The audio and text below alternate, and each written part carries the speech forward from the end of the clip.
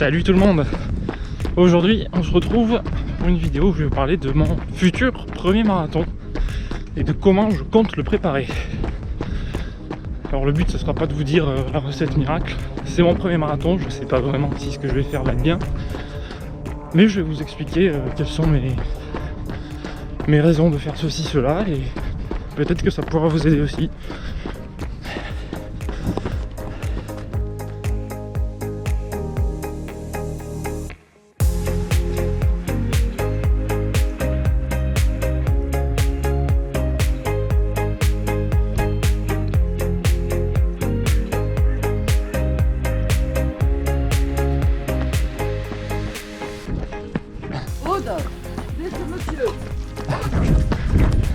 Alors la première chose à faire peut-être pour vous rendre compte de d'où je viens, qu'est-ce que j'ai fait jusque là, c'est peut-être de vous référer à la vidéo dont je vous mettrai le lien, où je vous parlais de mes courses que j'ai faites précédemment.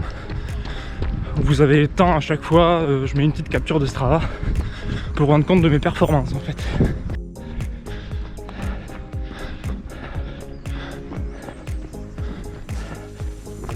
Déjà voilà, en ce moment je suis tranquille, on est le 5 janvier je crois aujourd'hui, donc ça va faire 4 ou 5 jours que j'ai pas couru.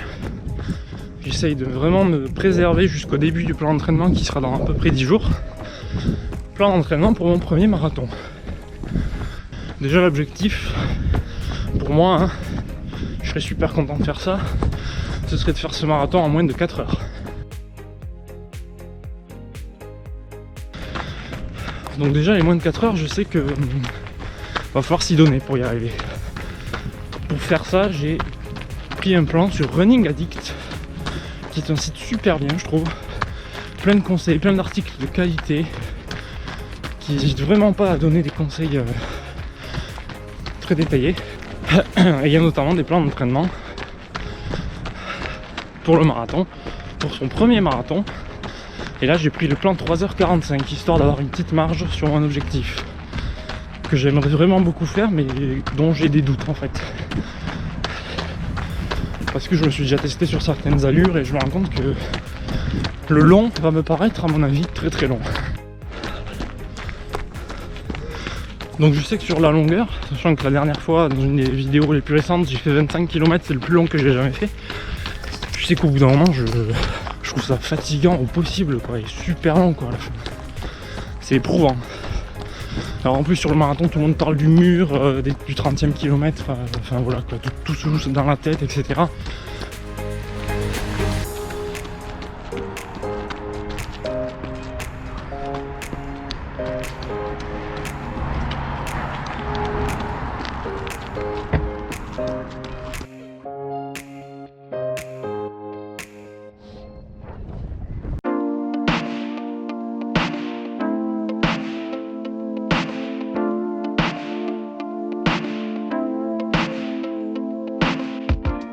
Faut savoir aussi que ce marathon ça va être le premier, non seulement pour moi mais aussi pour mon frère, 2 autres amis à nous, un ami à moi, et c'est déjà pas mal en fait, on est au moins 5 à le faire ensemble.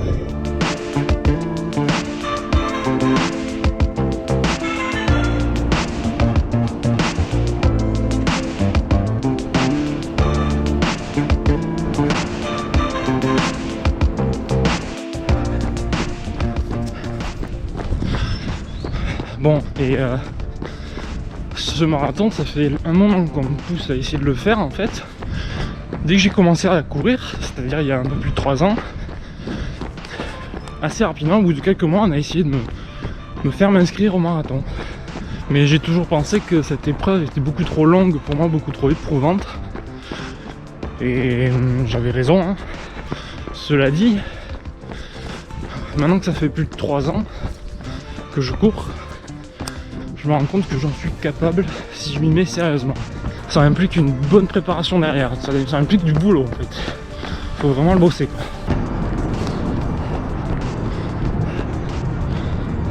Et bon, c'est quelque chose que j'ai déjà fait, hein, des plans d'entraînement j'en ai déjà suivi, notamment pour le premier semi-marathon que j'ai fait à Paris en 2017, pour les 2 Marseille-Cassis. Il y a eu aussi l'hivernal des Templiers. Le truc c'est que bon, j'ai toujours suivi des plans, mais en me disant juste bah, tu suis le plan à la lettre, ce que j'arrive à faire, hein. Puis tu feras au mieux pendant la course, tu te prends pas trop la tête.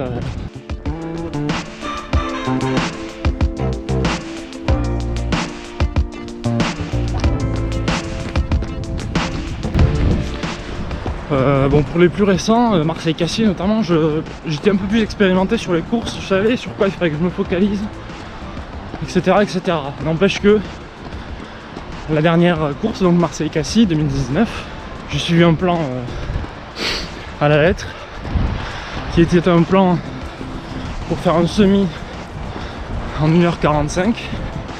C'était mon objectif pour la course, sachant que Marseille-Cassis c'est pas un semi, c'est un 20 km avec 300 mètres de dénivelé. Bon, j'ai fait la course en 1h52, l'année dernière j'avais fait en 1h47. Je sais pas, ça a été dur d'y réfléchir à ça pour savoir qu'est-ce qui s'est passé. Aujourd'hui encore je sais pas vraiment. Pour moi ce qui s'est passé c'est qu'il faisait très chaud, bien plus que l'année dernière, enfin l'année d'avant. J'étais plus encombré aussi, il y avait beaucoup plus de coureurs autour de moi, j'avais l'impression. Donc je passais mon temps à slalomer entre les gens. J'ai pas travaillé suffisamment le dénivelé pendant mon plan d'entraînement. Faut dire qu'à Toulouse ici c'est compliqué quand même. Je crois aussi que c'est une des fois où j'ai le moins fait attention à ce que je mangeais les mois précédant la course, et notamment niveau sucre. Je me rappelle qu'au boulot, à la cantine, je prenais quasiment tout le temps des desserts préparés, genre des petites tartelettes, des trucs comme ça, des trucs sucrés, donc des trucs très sucrés, et pas des fruits. Je mangeais un fruit l'après-midi pour le goûter, mais voilà, enfin bref, je pense que j'ai pas fait attention à ça, notamment le sucre, j'ai abusé, et j'étais peut-être juste pas trop en forme le jour de la course, hein. Je pense aussi, et ça c'est un truc que j'ai jamais fait, c'est vraiment prendre du repos quand il le faut. Sauf que moi j'ai jamais pris de repos, je suis toujours en recherche de vitesse, pourtant je suis pas un coureur très rapide, hein, mais dans tous les cas j'ai toujours été en recherche d'une vitesse moyenne toujours plus élevée par rapport à mes courses précédentes, quoi. Bon, dans une course c'est normal de vouloir aller vite, dans l'entraînement pas toujours, faut savoir courir lentement des fois, mais ça je l'ai appris très tard. Enfin je le savais, hein, on me l'avait déjà dit, mais il n'y a pas que la vitesse moyenne, il y a aussi juste le repos entre les séances et le repos entre les cycles d'entraînement. Faut pas hésiter à prendre quelques semaines de repos des fois, au moins une fois par an. Parce que pendant un moment, ce que je me suis dit, c'est que si je faisais 3 séances par semaine, constamment, tout au long de l'année, je ne pourrais que progresser. Parce que le plus important, c'est pas forcément la constance de l'entraînement. On dit qu'en sport, il faut être régulier, c'est vrai. Mais c'est-à-dire qu'il faut... Voilà, tu fais 3 sorties par semaine, c'est très bien, mais elles n'ont pas besoin déjà d'être toutes les mêmes. Il faut des phases de repos parce que ça permet d'assimiler l'entraînement. Et les plans d'entraînement, vous l'aurez peut-être remarqué ou pas, mais c'est souvent des cycles à 3 semaines un peu intenses. Puis la 4e semaine, c'est plus cool, et c'est justement une phase un peu de repos qui permet au corps de récupérer de sa fatigue pour mieux assimiler ce que vous venez faire ces 3 dernières semaines. Bref, je vous dis tout ça, mais c'est pas un hasard, hein, je l'ai lu sur Running Addict. Enfin, je l'ai notamment lu là-dessus parce qu'il y a plein de sites qui donnent de très bons conseils, mais je vous jure que récemment, Running Addict, j'ai découvert via une vidéo sur YouTube. Déjà, j'ai l'impression que c'est tenu par un seul mec, puisque c'est toujours lui qu'on voit sur les photos des articles et dans les vidéos. Et si c'est le cas, ben, c'est encore plus impressionnant parce que le site est vraiment super bien foutu. Il y a des tonnes d'articles très longs, enfin pas très longs mais très bien détaillés. Il n'y a pas 3 lignes juste. Et c'est super bien expliqué, franchement. Allez voir le site, hein, c'est... Moi j'ai pas trouvé mieux, je trouve. Cette année, bon, ben, je me suis dirigé sur ce site et je privilégie ce site.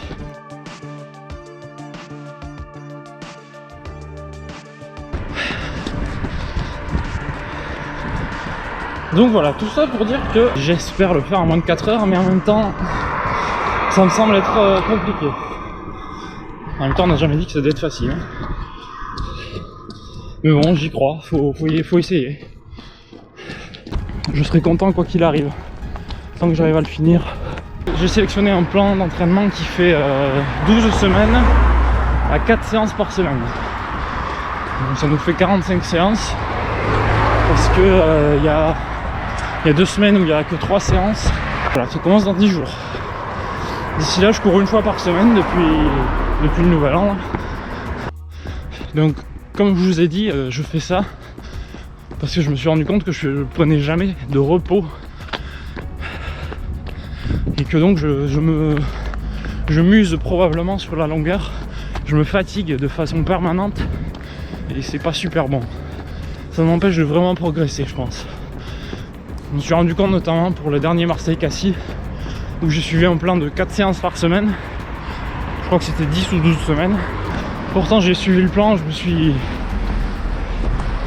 suis tué à la tâche. Mais justement, je me suis tué à la tâche. J'ai pas pris de repos. Et j'ai tout le temps cravaché pour faire le plan avec les bonnes allures et tout. Ce qui est très bien, hein, mais j'ai pas su lever un peu le pied quand il fallait, je pense. Bon, il n'y a pas que ça, hein, mais c'est une des analyses que je tire de l'échec Marseille-Cassis 2019. Bon. Faut dire aussi que je fais pas mal de vélo. Enfin, pas mal. Je vais tout le temps au boulot en vélo.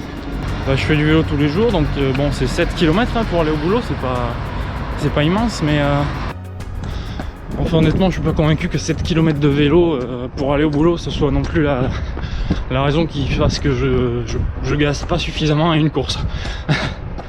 Mais je me disais que ça peut-être introduit une fatigue en plus.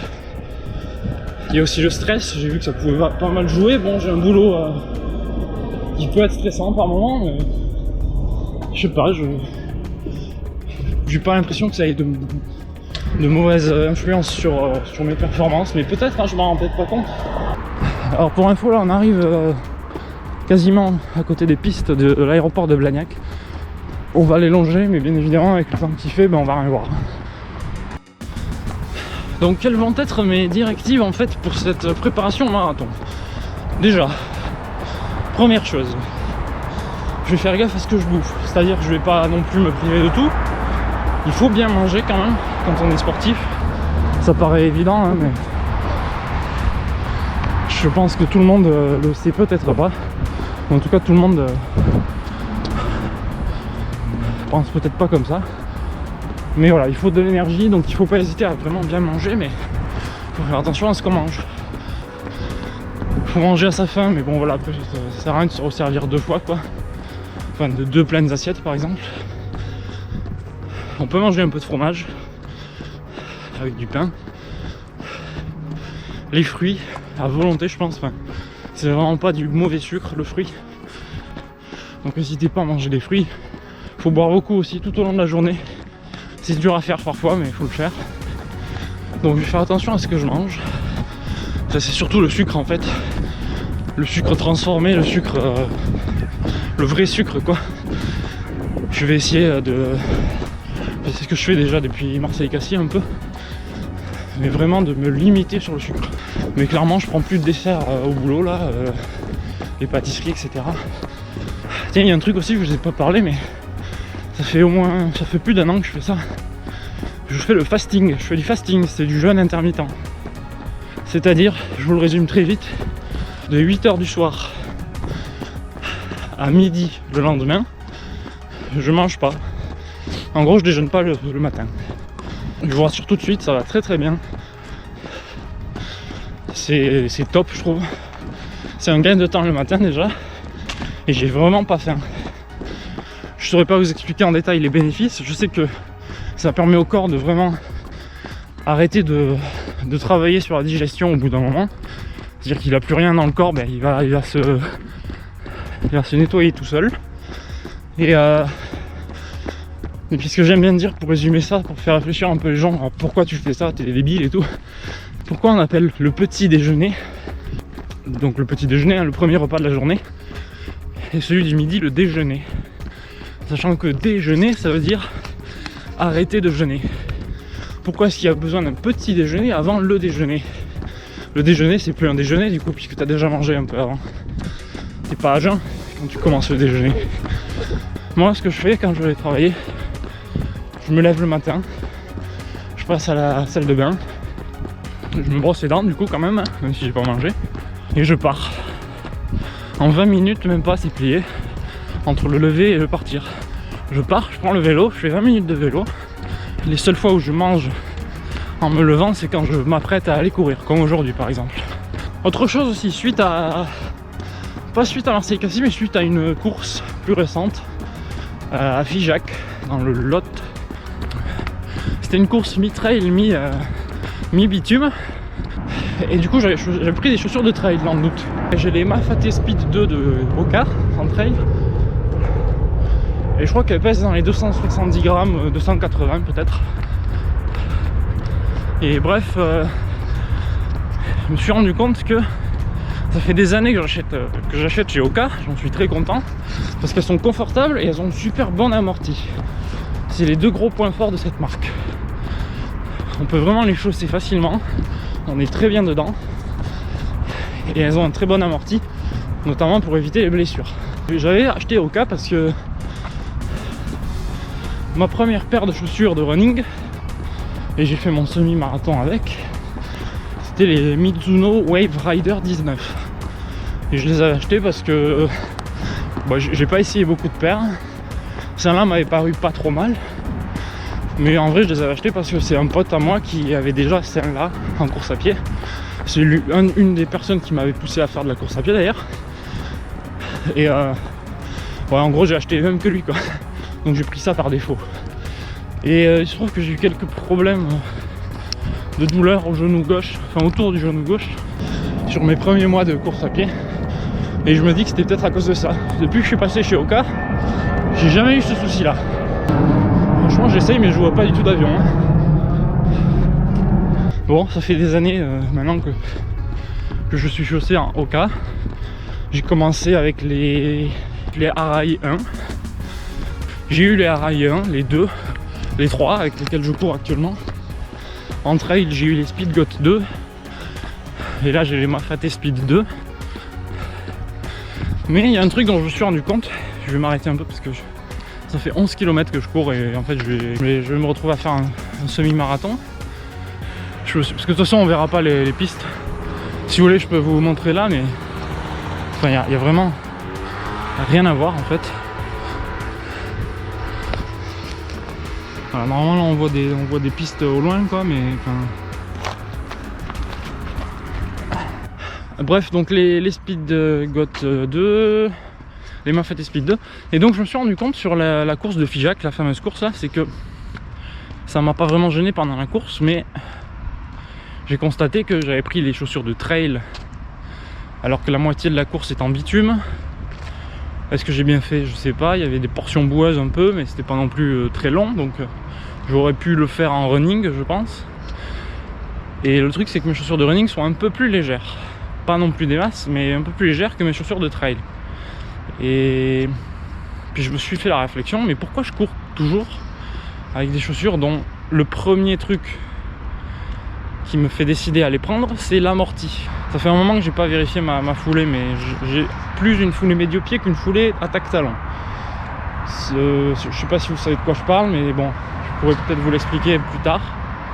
Dans tous les cas, bon, j'ai potentiellement une foulée moins traumatisante. J'ai une foulée moins traumatisante, mais j'ai aussi des chaussures qui sont censées m'aider à, dans tous les cas, quelle que soit ma foulée, à ne pas me traumatiser, donc à ne pas me blesser quoi.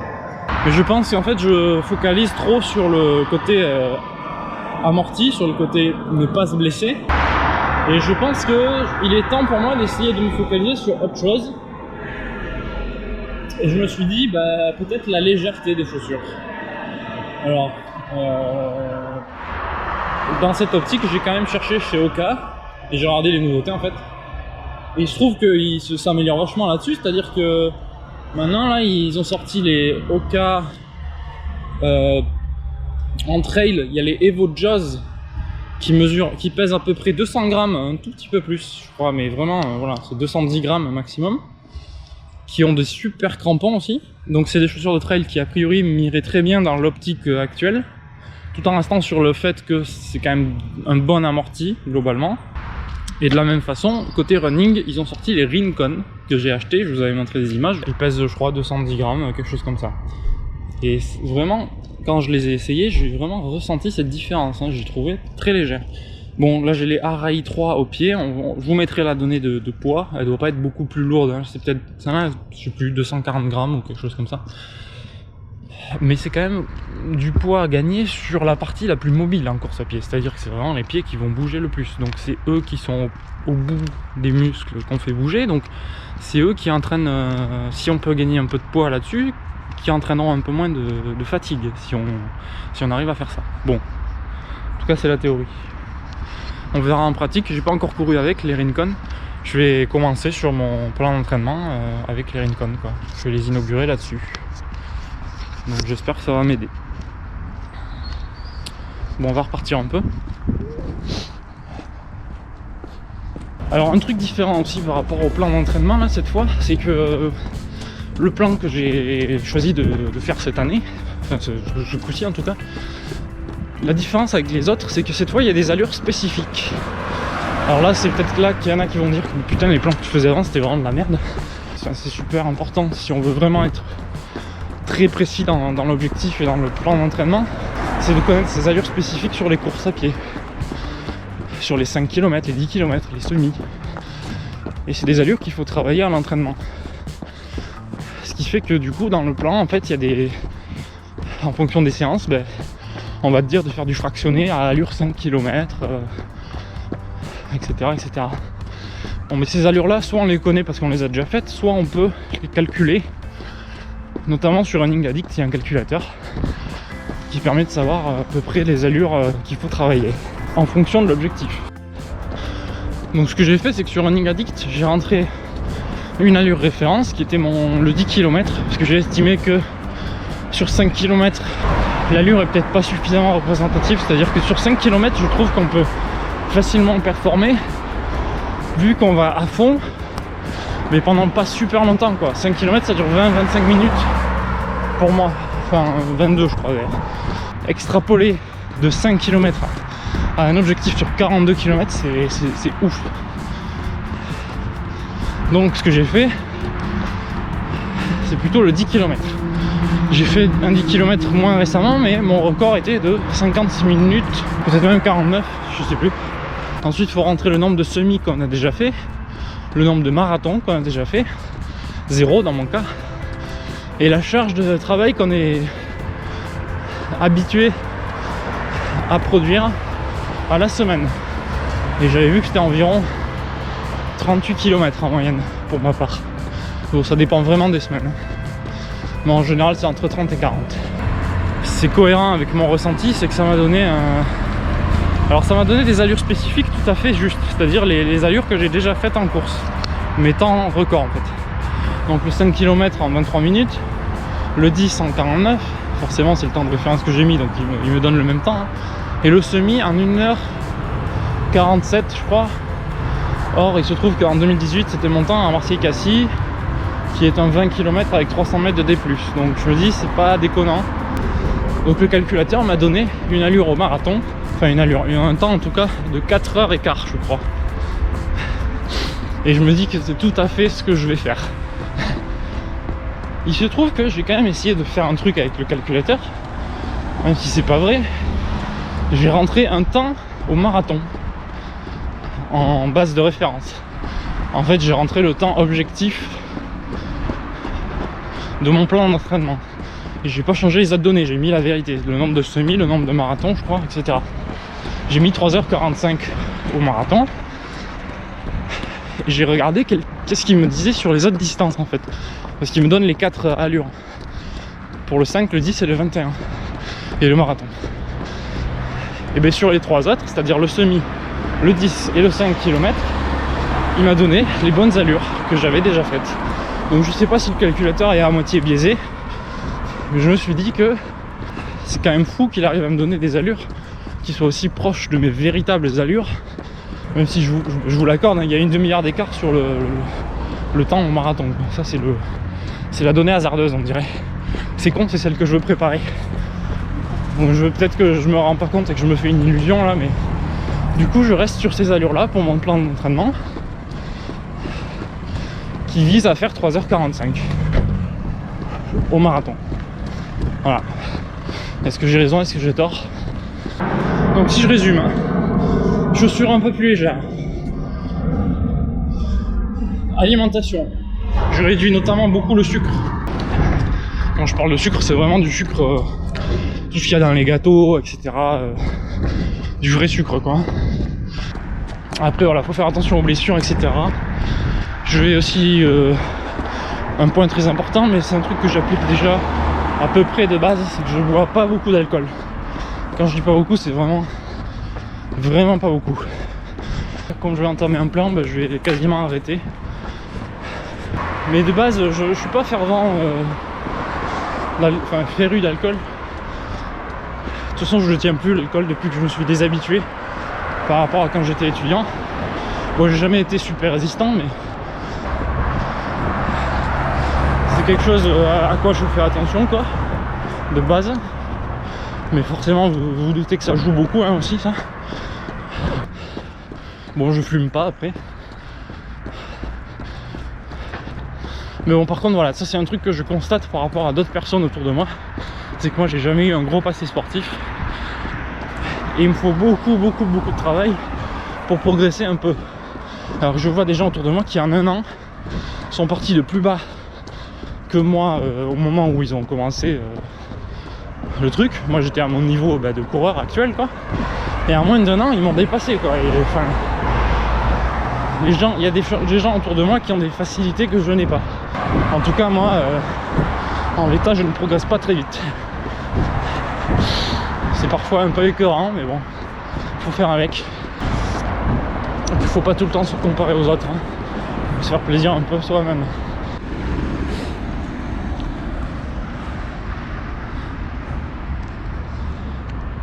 Autre chose sur lequel il faut essayer de faire attention un peu, c'est le sommeil. Il faut avoir une bonne qualité de sommeil quand même pour bien assimiler la charge de travail. Et puis c'est valable dans la vie de tous les jours, même quand on fait pas de sport, je pense. Par exemple, courir, dormir 6 heures par nuit, c'est pas suffisant, je pense. Perso, je dors au moins 7 heures. Sachez en tout cas que vous pouvez me suivre sur Strava, où j'aurai toutes les séances. Je vous mettrai les séances, il y aura même les photos des... Je pense de la séance, en fait, la photo sur le plan, quoi, d'entraînement. Le texte qui me dit quoi faire, quoi. Peut-être sur Facebook aussi, dans la description, si ça vous intéresse. Bon, en tout cas, ce qui est sûr, c'est que je suis très excité à l'idée de commencer cette préparation au marathon. Je pense que ça va être une grosse étape dans ma vie, en tout cas dans ma vie de sportif, déjà. J'espère que ça vous plaira de suivre ça avec moi. J'aimerais beaucoup qu'il y en ait qui peut-être soient motivés de faire ça, de me suivre là-dessus, que ce soit pour peut-être me conseiller. Si vous avez des conseils, je suis très preneur, n'hésitez pas. Et puis si mon expérience peut peut-être vous aider, je serai super content aussi. Donc voilà, dans tous les cas, j'espère que ça intéressera des gens. Et j'ai hâte d'être début avril pour ce marathon, mais pour l'instant je suis pas du tout prêt pour ça. Et heureusement il reste 3 mois, donc bientôt on commence à se préparer. Il faudra pas lâcher d'un pouce.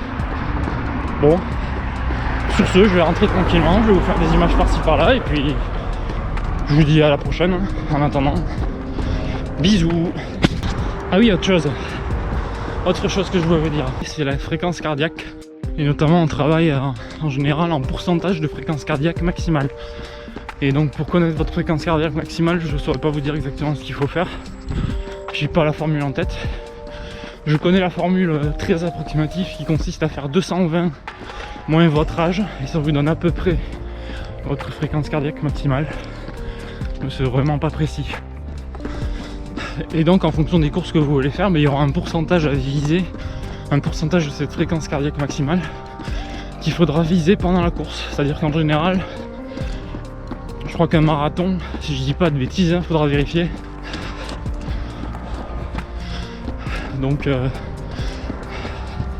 un moyen de connaître votre allure, c'est peut-être aussi d'avoir un capteur fréquence cardiaque et de viser ces pourcentages là pendant que vous courez. Je pense que c'est le meilleur indicateur pour savoir votre état de forme.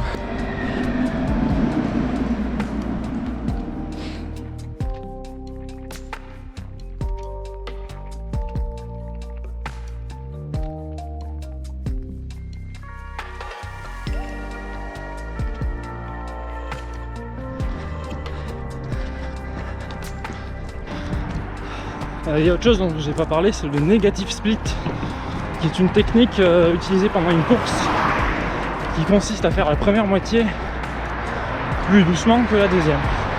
Ou si vous préférez, c'est juste la deuxième moitié plus rapidement que la première moitié de course. Et la technique, c'est de ne pas se cramer. Donc par exemple de partir sur la première moitié avec l'allure que vous aviez prévue. Et si vous avez du jus à la moitié, vous pouvez lancer plus vite.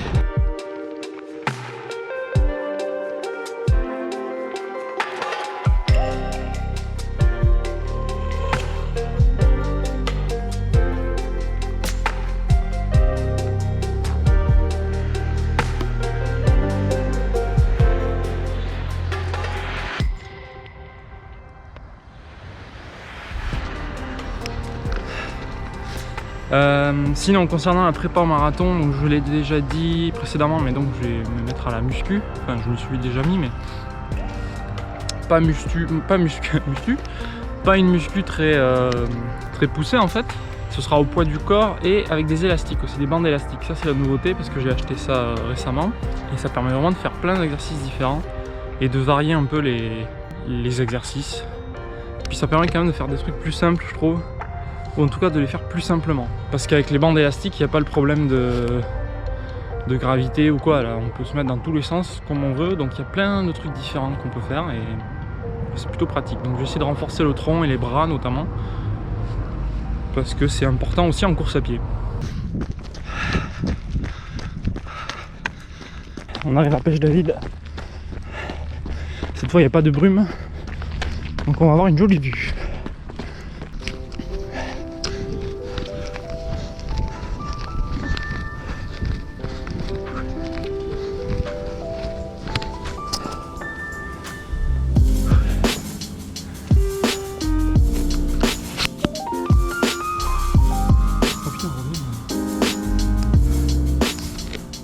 On voit bien le champ de panneaux photovoltaïques, panneaux solaires. Voilà donc la vue que j'avais pas pu vraiment vous faire sur ma deuxième vidéo.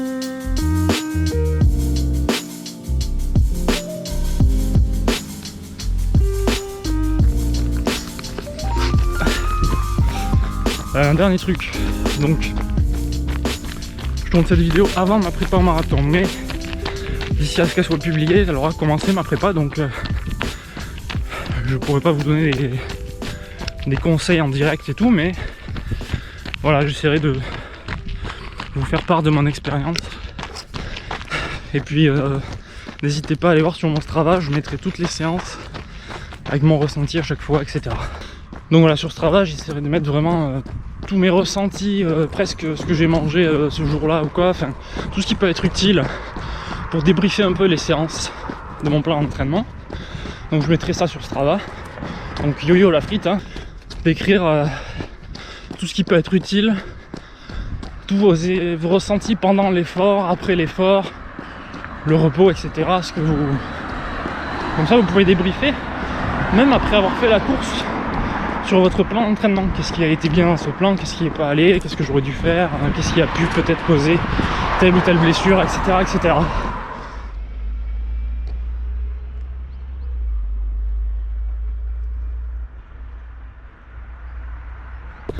Une fois sur deux au moins, ceci arrive quand vous êtes à proximité d'une voie ferrée.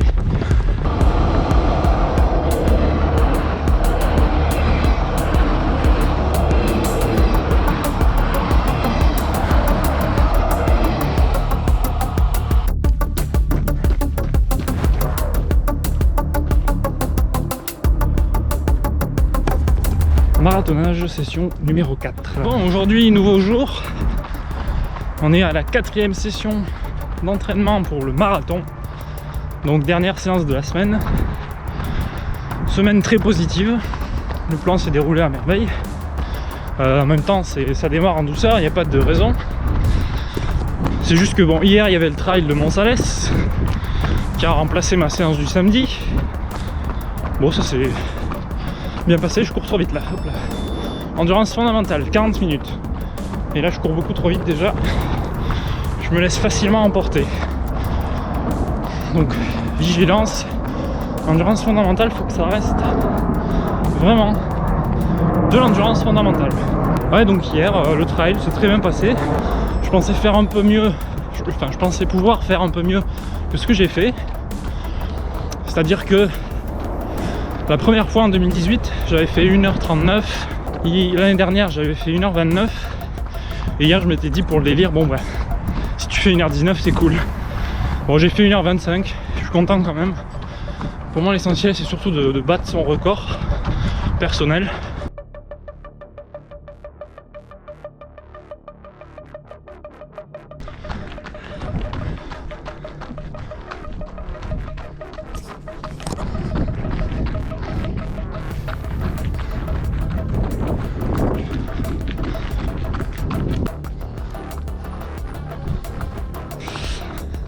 Donc aujourd'hui, c'est la 4e séance qui consiste en une sortie longue, mais là ça va, c'est 1h20 en tout. C'est 40 minutes d'endurance fondamentale, donc tranquille, c'est-à-dire fréquence cardiaque entre 60 et 75% de votre fréquence cardiaque maximum, ou environ 60% de votre VMA sinon. Suite à ces 40 minutes, il y a 5 fois 5 minutes à allure marathon. Donc là je vais viser le 3h45, donc une allure de 5 minutes 20 au kilomètre, avec 3 minutes de repos entre les 5 fois. Donc là cette session c'est surtout l'occasion de pouvoir se tester sur l'allure marathon, essayer de voir les sensations, de voir si on pense pouvoir la tenir. Là il s'agit juste de 5 minutes à chaque fois, mais bon, ça permet de la tester, de se rendre compte et de l'ajuster si nécessaire.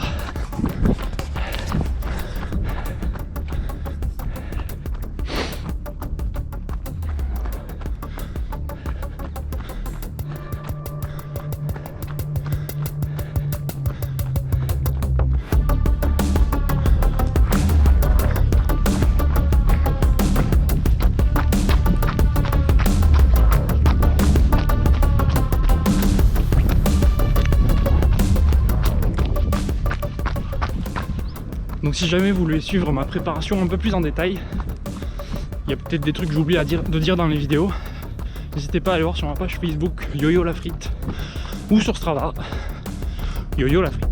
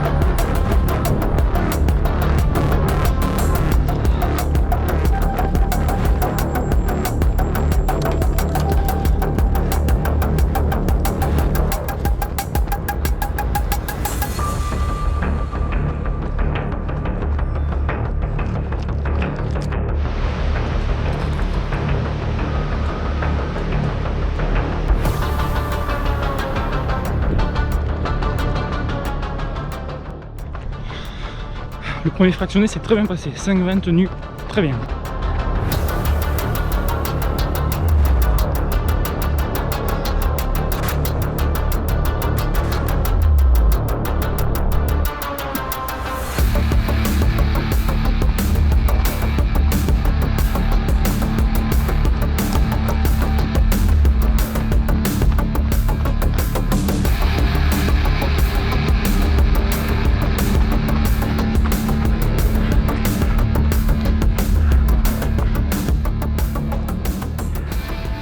Quatrième fractionné toujours en cours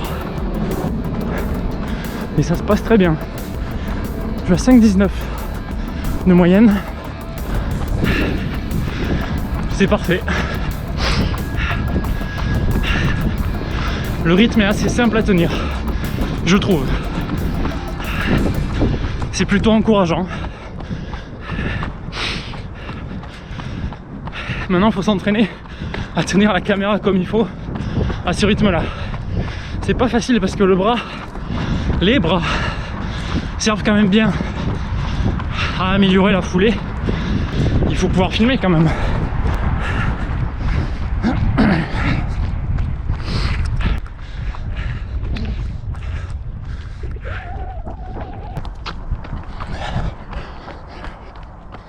Allez, dernière séance, enfin dernier fractionné je veux dire.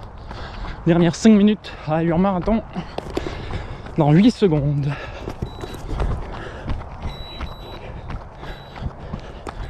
C'est parti.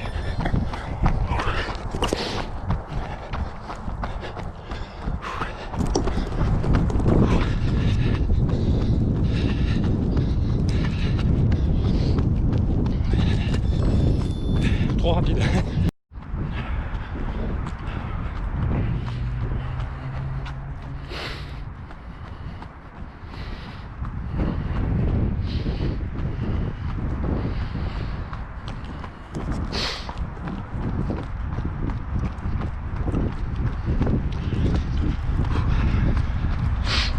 Voilà, la séance se termine. Dernier petit retour au calme. Ça s'est super bien passé. Pas de difficulté à tenir l'allure. Sauf, j'ai tendance à aller un peu vite. Il faut que je garde à l'esprit que c'est une allure longue. Là c'était 5 x 5 minutes, donc c'est pour commencer c'est facile, hein, mais voilà, il faut que je garde à l'esprit que ça je suis censé pouvoir le tenir pendant du coup 3h45. L'allure 5 minutes 20 au kilomètre. Mais bon, ça s'est bien passé, je suis content. Bon, j'espère que ça vous aura plu et que toutes ces infos vous auront servi.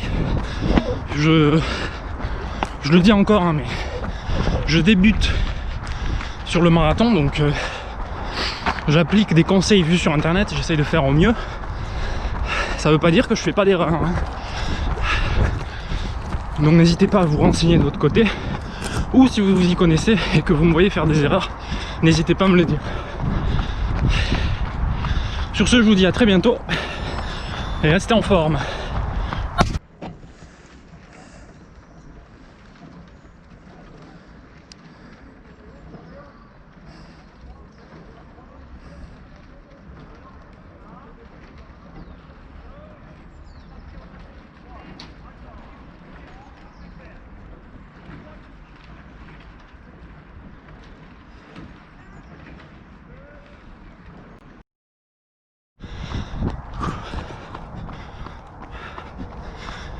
Les panneaux solaires, anciennement on n'est pas loin de là où il y avait AZF, je crois que c'était là en fait.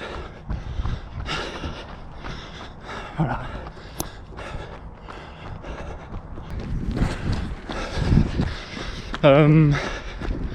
Bon, du coup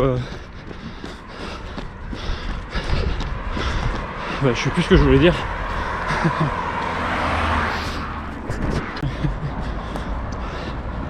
Mais j'ai dit beaucoup de choses aujourd'hui. Et en plus j'ai envie d'aller aux toilettes. Mais pas les petites toilettes. Malheureusement je sais pas où aller.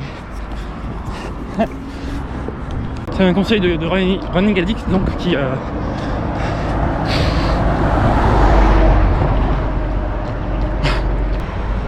non, j'aime pas les bananes.